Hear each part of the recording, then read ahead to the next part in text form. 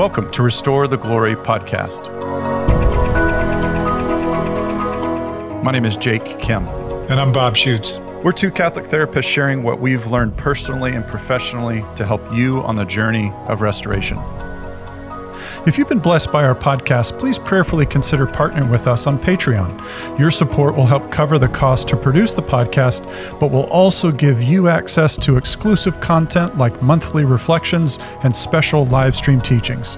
Go to patreon.com/restoretheglory and join the mission of experiencing the restoration of our God-given glory.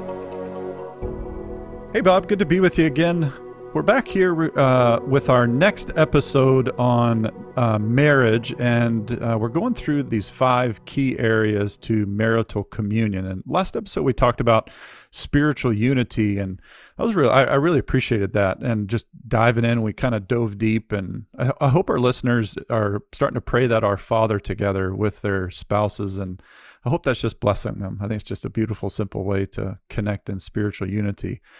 And today we're diving into, we'll see, at least we're going to start with the next stage of this, pathways to marital communion. And Bob, you used the analogy before, and I really like it, is like building a house. And so the foundation is spiritual unity. That's the thing that everything else rests upon. And then from there, we are brought into and can grow in emotional intimacy.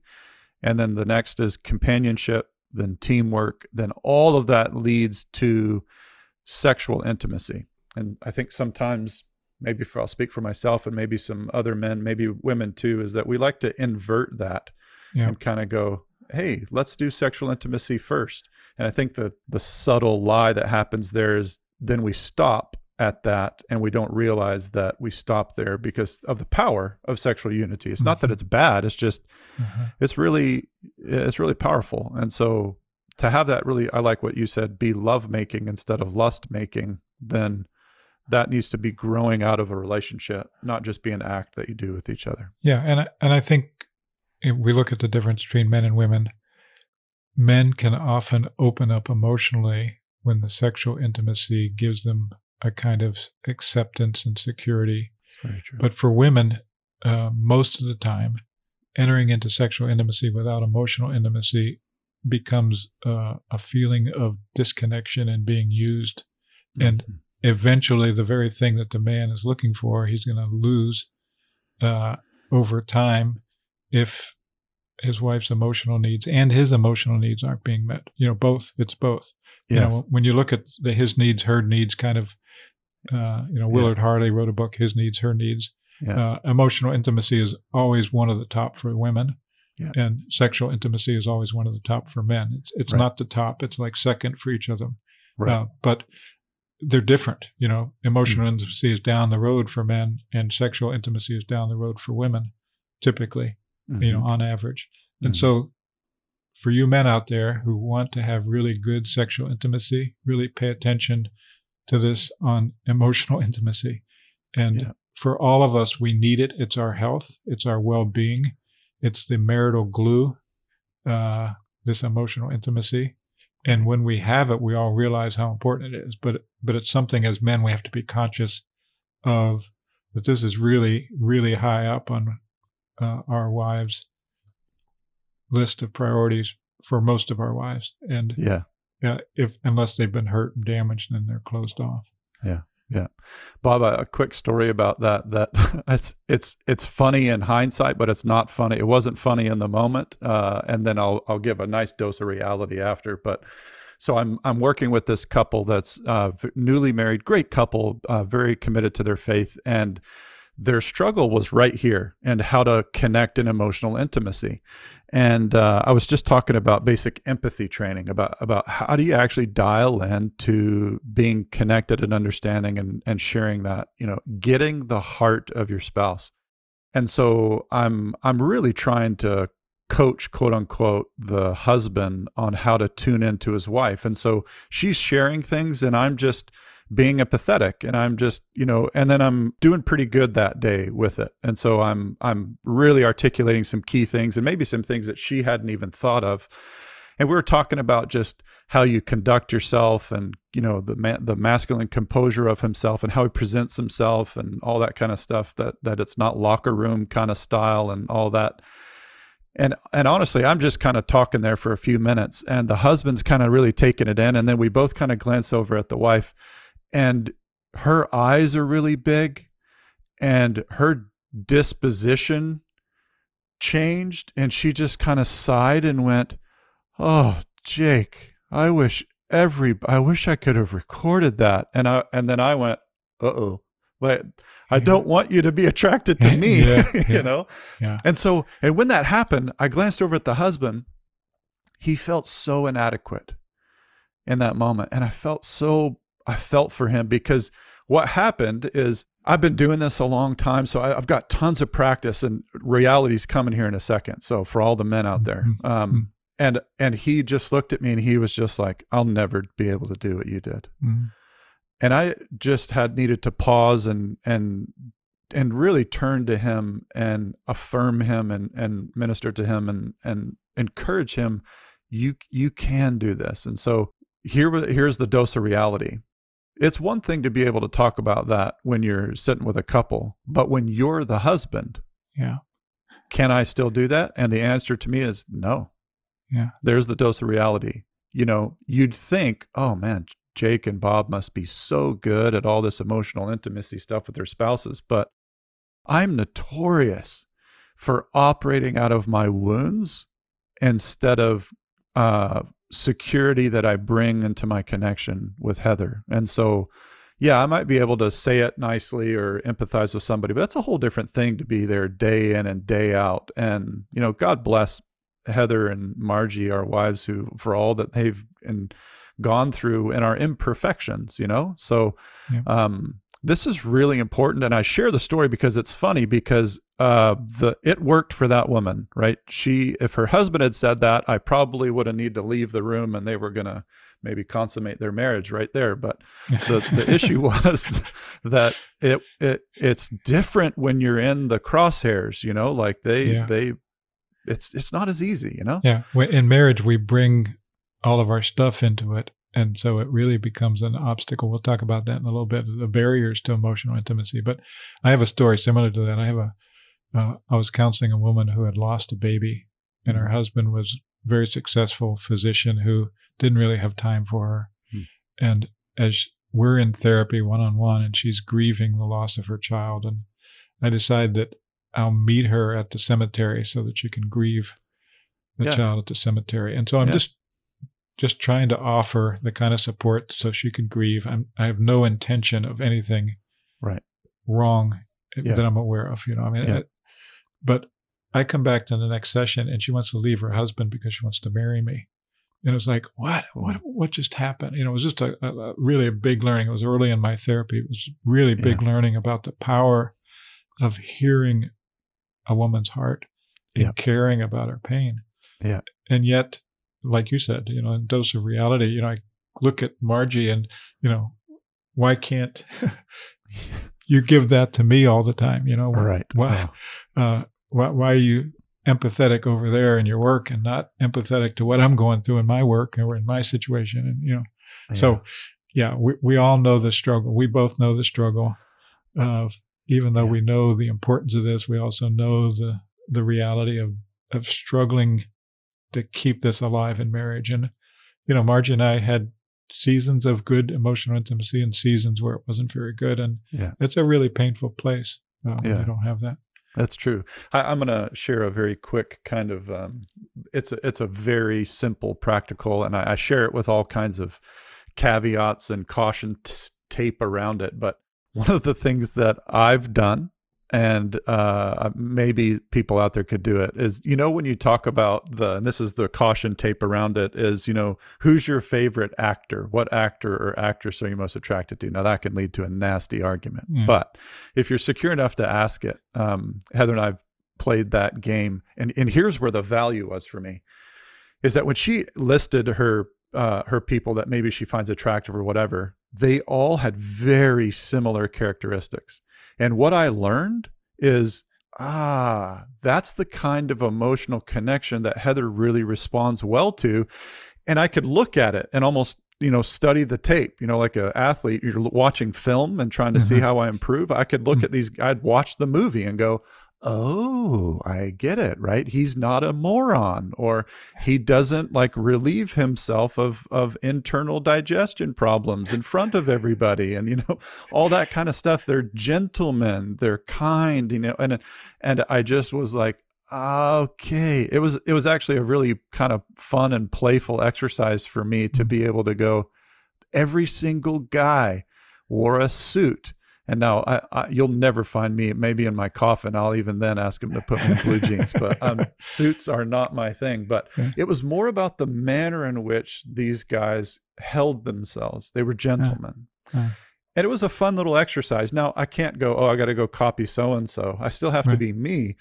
But it was a helpful way for me to kind of dial into the kind of emotional intimacy that Heather was looking for. Now, again, be careful. You don't have to be a star to be loved, and that's not what I'm saying. But it was just a neat little kind of study, if you will. Yeah, it reminds me of one of the best-selling books on marriage, which is Love Languages, right? Gary Chapman's Love Languages, and what communicates love to your spouse. And for some spouses, time and attention is emotional intimacy. For other spouses, coming along and doing a service project is emotional intimacy, which is, more like companionship or teamwork, but that creates emotional bond. For others, it's affirmation, just the desire to be affirmed and to hear, you're doing well. I really appreciate what you did. That can be emotional intimacy. But emotional intimacy is deeper than all of those. Yes. But those can build emotional intimacy. Yes. And I think the key with emotional intimacy, and this is one of the things that is a lifetime of learning in marriage, is to be able to see your spouse as their own person who has thoughts and feelings and desires that are separated from your thoughts and feelings and desires, and that they know that you care about them, and that you're not just trying to build your own case for what's important to you or get them to meet what's important to you, but that you're entering into their world so that when they find something joyful, that you can have joy with them in the things that are joyful, and that they then desire to share those joys with you because it's a safe place. Being a safe place is really a key part of that emotional intimacy. Man, Bob, that's so, I'm just, going through the Rolodex of experiences and ideas and times in my marriage and working with people where, when the emotional intimacy was the struggle, it's so common, it's just, you kind of can throw your fist to the heaven and go, why'd you make it so hard, God? Why'd you make it? And the answer is he didn't. This is life post-fall. This is what John Paul II called historical man, living in the trenches of a fallen world, and yet the availability is there of a Savior to redeem and restore. One of the things, and I'll bring about an analogy, and it kind of, if we talk about what are the key blocks or obstacles to emotional intimacy, I love the analogy of lenses that we look through. And I just did a talk on this, and I'll probably upload some of these ideas for our patrons, our Patreon listeners. But this lens idea is, so imagine you got a pair of glasses, and the glasses are made up of all your previous experiences. And so when you were a kid and grade school, high school, college, all your life, all of that stuff gets put into these glasses. And then your heart looks through those glasses at the world, at other people, but specifically your spouse. And as glasses work, and I nerded out a little bit when I was like looking at, and the light bends and whatever. And so, when that literally happens, lenses change what's coming through them. It can change them to make them more clear, or it can actually change them to where they're fuzzy if the prescription's wrong or if the prescription's right. In other words, if the lens is bringing in and allowing in truth, things get brought into focus. If it's not, things get blurry.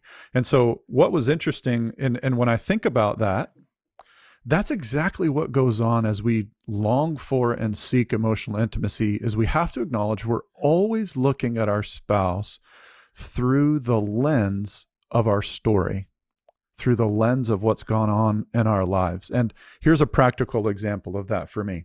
A large part of Heather and I's struggles with emotional intimacy, a big portion of it was this. When I would see her, I would see all of the women in my life who hurt me, abandoned me, rejected me.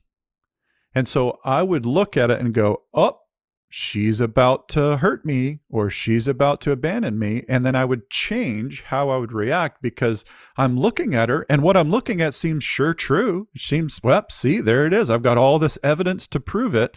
But what was interesting is I didn't have a whole bunch of evidence. I had very little about Heather. I had all kinds of evidence for other people, but I wasn't distinguishing the two. I would just see Heather through my story and through my past experiences. And that's very normal psychologically. But man, did it ever negatively change how I saw Heather?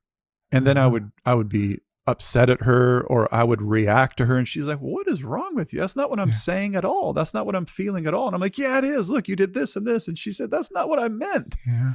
And then I'm having to step back and go, what's going on? And it was the lens that I was looking through. That's great analogy of that. And it's why we need to deal with our wounds, because inevitably our wounds are going to filter our perception of our spouses. Mm-hmm. They're the person that we most want love from in our world. I would say next to God, but sometimes even more than God, we want it, right? We want it to come through them. And yet they're the ones who get all of our projections, every projection of all of the hurts, particularly, as you said, hurts in relation to women. Mm-hmm. But I've also found that a man will often treat his wife the way he felt treated by his father. And so as a son is wounded by his dad, he will just unconsciously wound his spouse that way. And so it's both ways. It's both how we've related to our opposite sex parent, but also our same sex parent. Yes. That influences how we see our spouse and how we relate to our spouse. And if we don't have a commitment to dealing with those, no matter how good a marriage starts off, it's going to always degenerate based on the unhealed wounds that are in the relationship.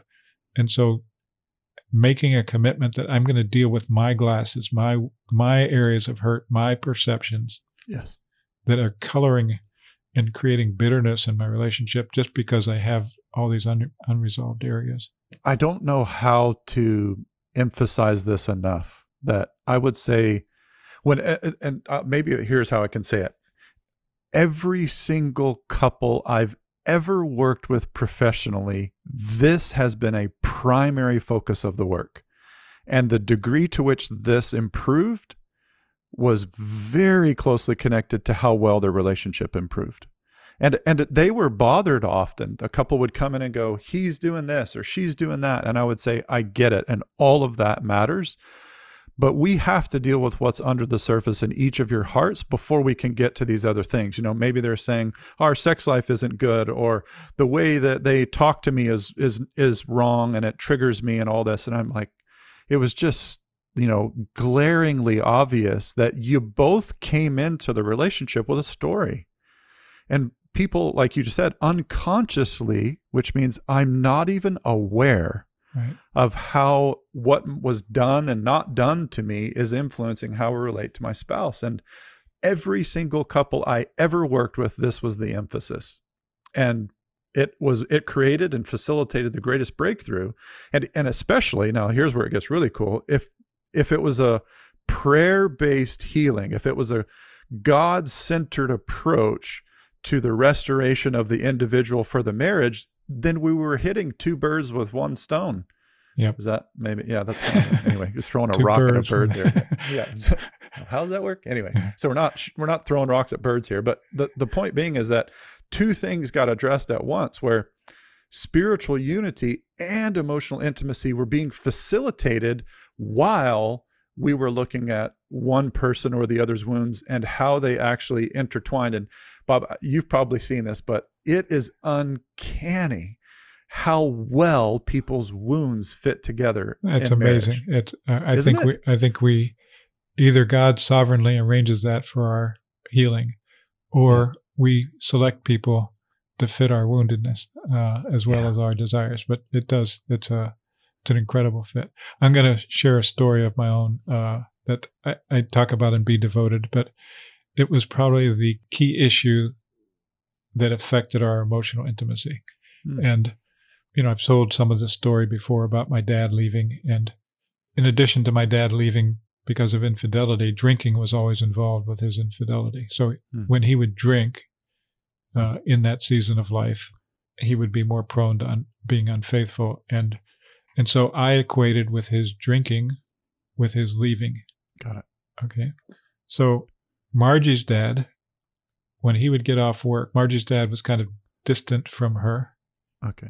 Until he sat down after work under his big shade tree and opened a Budweiser. And it was the time that she could sit down next to him and feel like she had a father. Wow. So talk about wounds meshing. For That's me, incredible. For me, a drink was abandonment. For her, a drink was communion. Like exact opposites. Exact opposites. We dealt with that issue throughout our marriage. Even though each of us had to press in and get a lot of healing in it and healing in our marriage, right.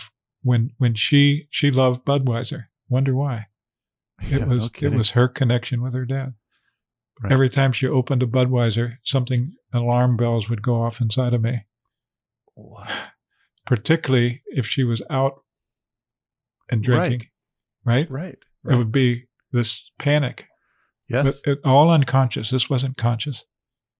And then my attempt to control her, which just not control her by forcing her or anything else, but trying to convince her not to do that, and making sure that she wasn't going to do anything.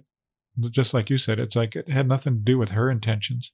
Right. It had all to do with my fear. Right. And the area of woundedness that I hadn't dealt with up until all this came to the surface.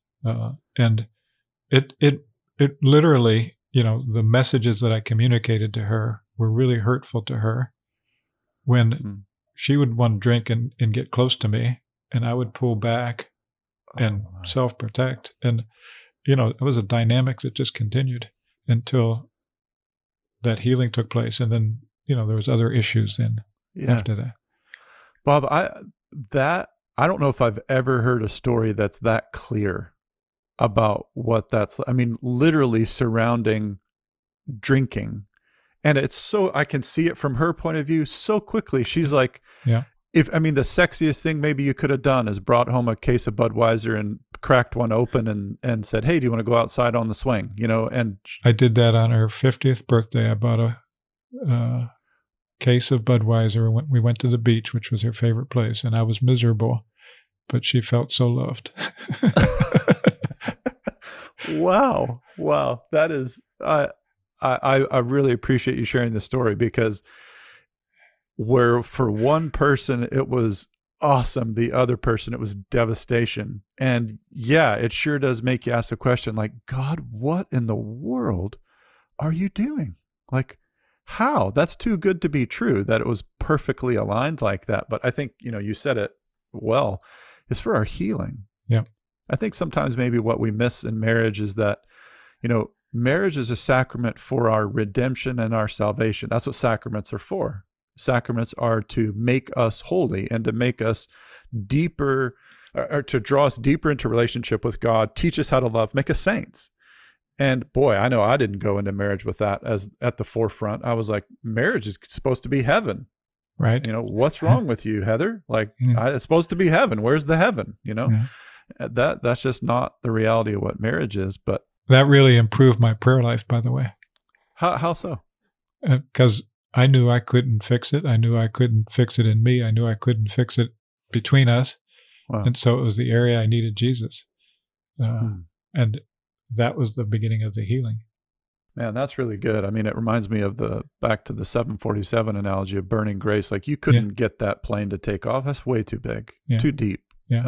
But if you entrust yourself to someone else who can, i.e. Jesus, then the whole different outcome can occur. So we're talking here about emotional intimacy, and these are, I hope, I mean, gosh, it's super clear to me. I hope our listeners are seeing the clarity. So a quick practical here is, this is literally a marriage therapy tool that they teach, and you have to pay $1,000 to go get the thing. And it's really simple. All right. So I'm just going to give it away for free here. So when you're in a conversation with your spouse, and you have to have some security and some stability to do this, but you can also do it outside of it, is when something happened that distresses you when you're talking to your spouse, ask this very simple question: when have I felt like this before? Amen. And that, if you sit with it, often brings you back to the thing that you're looking through that's affecting how you see the other person. And now you're in the wound. Now, just because you ask the question, it may not magically appear and have like fireworks surrounding it. Sometimes it's not easy to see. Like, Bob, your example, at least for me, is like so clear and obvious to see. I think often maybe it is when you're looking at somebody else's story. Right. It's hard when you're looking at your own. It wasn't clear to me for a long time. It took a lot of conversation between us and a lot of prayer to get to that realization. Once I had the realization, it was like, oh, I get it. You're not doing this to hurt me. Right. Yeah. The glasses you were looking through were so normal. Yeah. Right. You didn't even, and people don't typically question their perception of a situation. That's just not common. But that's exactly what we're asking to be done, is when you're in that dynamic, when have I felt like this before? When has something like this happened to me before? What am I afraid of right now? When have I been afraid of that before in my life? That's the way to get access to these wounds. And once the wounds are addressed, usually your glasses get shifted. You have eyes to see. It reminds me of the blind man, where Jesus walks up to him and says, "What do you want?" "I want to see." Like, man, if there's ever something I've ever wanted in marriage, is to be able to not have my woundedness affect my relationship with Heather. Yeah. That'd be the greatest gift. Oh, please. Yes. Yeah. And it's worth all the investment to do that. It so much is. Yeah. I just want to emphasize a word that you used in that is fear. What am I afraid of? Because out of our woundedness, there's always fear. And whenever we move, the people that develop the life model talk about fear bonds versus love bonds. Yes. Right? And if we're relating to each other out of fear, we're creating fear bonds with each other. It destroys intimacy. But if we can build love bonds, attachment with each other around those places, even in our vulnerability where we've been hurt. If I can, let's say you're Margie and I'm me. Yeah. And you're sharing with me about how it hurts you when I react that way. And you share with me that you just want to be close to me. And this is, and I finally listen enough to hear that this is the connection between you and your dad. All of a sudden, I'm developing a love bond, in your vulnerability and my listening and caring in your vulnerability. But to do that, I've got to deal with the fear that comes up inside of me. And we're not even conscious that it's fear. Yeah. It just feels like this is right and this is wrong. That was so intent in me. Just this intense, that's wrong and this is right. I'm right, you're wrong. Right. But if I can hear my fear and not act out of it, and then I can hear your fear, like when I withdraw out of my hurt, and now you're living in the fear of your father wound, of the distance, and you want to drink to get connected. Oh, okay. Now we're beginning to build an intimacy here. It's not a fun intimacy, but it's a beautiful intimacy, because now we're seeing into each other, into fear. That's what the word intimacy, into fear, literally means. And vulnerability is really the key to developing that intimacy. Man, Bob, there's the recipe. That recipe is hard to make. Yeah. Because you and I both know, and I think anybody who's honest will know, that when the time comes for me to set aside my fear to hear the other person, that requires a ton of grace and a lot of courage, because, you know, you're shaking in your boots, you know, that it's scary. Like you genuinely felt like abandonment is around the corner. Yep. That's what that can of beer represents, you Yep. know? Yep. It's not just simple. And, you know, there's a lot of room here. And, you know, one of the beautiful parts is that what you're talking about with that love bond is that when I can see Heather and when you could see Margie and vice versa, and you could see from a heart level, not just, yeah, I get it. Mm-hmm. But when you could really understand oh my goodness, the threat level goes down. Yeah. Right? When you could probably finally see, when enough healing happened where you could finally see, then you're going, whoa, this is a bonding thing for her, not an abandonment thing for her. You know, like the lights flip on in a pretty powerful, unique way. But again, that's not an easy process or whatever. And you know, what you're describing there, Bob, in that scenario and kind of what we're alluding to is, how do you facilitate or communicate emotional intimacy? It's exactly this: listening and expressing. You know, this is a very good basic skill in marriage to facilitate emotional intimacy, is doing your best to take your glasses off and just try to genuinely see the reality of your spouse and then communicate what they're doing. So here's the second part to that conference, the $1,000 conference. Here's the second thing that you do. Once you're actually in that thing of this is what it reminds me of, then the person just listens and says, so I'm hearing you say that this reminds you of that time when you were a kid and the school bus left and your parents didn't know what you were and where you were. Is that right? Is there more? And there's a little tool. Is that right? Is there more? And the is that right gives the other person the chance to keep expressing, and you get to sit there and keep listening. And is there more? Yeah. And then I forgot that this happened, and then this happened. Wow. And you're letting them know you hear. Okay. So, and then a weird guy drove up and looked at you and then drove away, and you got really scared in that moment as you were sitting there and nobody knew where to find you. And that would have been really scary when that happened. And you were really afraid. Is that right? Is there more? And that process, maybe in a time sitting there with a cup of coffee or a glass of wine, or maybe periodically over the course of 5 conversations, there's some examples of listening and expressing that really facilitate emotional intimacy. Yeah. And, you know, as I hear you describing that, I think about all the training you and I have both had as therapists, not only in school, but in therapy, where we've become good listeners. You know, I mean, I think people don't come to a therapist who's not a good listener for very long. Right. And so, you know, what makes you a good therapist is that you listen well.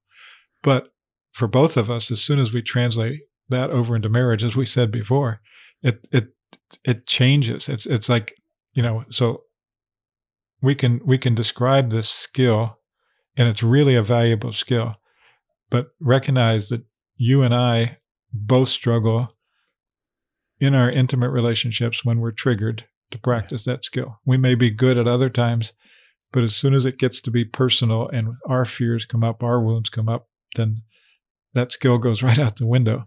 And so the question becomes, how do we, in the middle of being triggered, that's good, practice what you just described? Yeah, I can share a personal example because Heather and I are on an ongoing basis, we're working on our marriage. And, you know, the thing that we've said to each other is we don't feel called to a mediocre marriage. We don't think that's what we were called to. Now, that's a really great, sounds really great. That does not feel good. Mediocrity would be way more pleasurable than to actually do that. And so when we were in therapy there, I had this moment, and now I'm sharing the positive highlight experience, but there were a lot of sessions before this where this was not going well. But it was very much a graced moment. And what occurred was I saw myself while I was listening to Heather. And this is the impression I had, is I had a young part of me, and I could visualize this little guy. And he was cute. He was a good little guy, but he was scared. And he would look at Heather and just go, this is going to go bad. This is going to go bad. And then when he got afraid, he got defensive. He got self-protective. He got like emotionally nervous, which caused him to go, hey, back off, stop, right? He would just be hurting. And that separation, and I called it true self, wounded self. That was the wounded part of me. And that really is. It's a part of me, but that's not how God designed me to be. That little guy suffered a lot of wounds. And so that was helpful for me to pause. And as I'm listening and I feel this is crap, she's whatever, I go, that's him. And I literally, in the sessions, as therapists, you get used to letting people do weird things to let them grow. But I would point like down on the ground, like he was sitting at my feet, and I would point and go, man, he's got all kinds of stuff going on for him right now. And what it helped me do was to separate my woundedness from the true, authentic self, true self, right? That's St. Paul's language, old man, new man, whatever you want to call it. Mm-hmm. And I like that language, old self, false self. And I also like this visualization stuff. It's just part of my personality. I love like parts, working with parts of me. And so that was a significant help. Now, the little guy, he still had all kinds of emotions. It's not like they went away, but I could distinguish them. It's like I took my glasses off and set them over on the floor and go, oh, there's the glasses, Yeah. That was a tool for me that was really helpful in the moment. And then how were you able to relate to Heather to build intimacy from that? Well, one part of that was nice is that I wasn't so like desperate and anxious when I would relate to her. And so she just calmed down because she's like, oh, I'm dealing with a man now. Yeah. Right. And before she would actually even say it, and God love her, she would actually go, gosh, it feels like, feels like you're a boy here. Well, that's a great way to cause that boy to not, he does not like that. Right. And so she's being honest, and now I can't separate the two, and now I'm more upset. And the man doesn't like that either. No, not at all. You want to feel like minimized as a man. You're just a little boy, and you just go like, I'm not a boy, So how it shifted is that I was able to just be present to Heather. I was able to listen to her. And even if she said things like, it was really hard for me when you did this and this and this, I could feel him just going, I have to be perfect. No, and get defensive. And I would just internally go, nope, it's okay. She's not talking about you. You don't have to deal with this. This is not your issue. You guys aren't supposed to be married, right? You're not old enough to get married, And so then I would just sit there and go, yeah, I hear what you mean. Yeah, because of this. And I wasn't looking for her to be the healing to my wounds. Yes. I just wanted to relate to her. And what was awesome? I mean, here's the secret of it. I felt really good about myself. Yeah. I loved that I was a man. Yeah. That's what I wanted to be all the way along. Yeah. Right? Yeah. And then you could also be vulnerable about the little boy and share, I recognize this is what's going on, which draws her into compassion for that little boy if she's not having to relate to him as her husband. You're reminding me of another part of the story. There was one time in a session where the counselor just had me talk about my upbringing, had me talk about wounds I've experienced from women.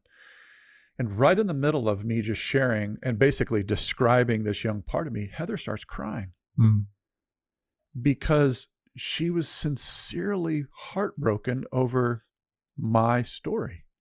And you want to talk about me feeling safe. That was such a powerful redemption. I have a woman sitting here who's hearing me describe all this, and she's heartbroken. Yeah. And it was what I always longed for. Yes. I get it. I see it. And I am so sad that that's your story. Yeah. And now it was redemptive because she saw the separation as well. She saw the boy for who he was and how the man has to, carry him around, and he's always right there tugging on his pants going, this is going to be bad. This is going to be bad. And she just had compassion. So her vulnerability of tears was very healing. And the intimacy, you probably went home and made love that day, huh? Oh, we'll keep that to ourselves. We'll have to. Yeah, appropriately so. Appropriately so. Appropriately so. Thank you. Yeah. We'll talk about that after the recording's off. But. Yeah. No, don't even tell me. No, I know. I'm just. It reminds me, as you're saying that, it reminds me of a session with Margie and I, and it was around this whole issue of going to church, and it felt like abandonment to me for her not to go to church with me. It's the most important part of my life, and you're not participating with me. You don't love me here. Mm-hmm. And when we finally got to talk through it in therapy, and she was able to tell me about the experience of being in 8th grade and the priest shaming her for talking and the place that hurt her. And all of a sudden my heart just went towards her, that little girl, that 8th grade girl, who felt condemned and shamed and quieted and like she couldn't be there. And, and even though she didn't immediately work through that, it gave me a lot of compassion. I went from feeling resentful about her not coming to church to having compassion for her and praying for her in that area, so that it would be an area that got healed. Bob, you're talking about right there what wounds typically lead to: bitterness, resentment, rejection, judgment, and control, manipulation. Yeah, there you go. And the last time that we did the Unveiled conference, when Heather and I attended it, I would say judgment was the most prominent dynamic that was influencing how I related to Heather. And the judgments were very minimal that actually had to do with her.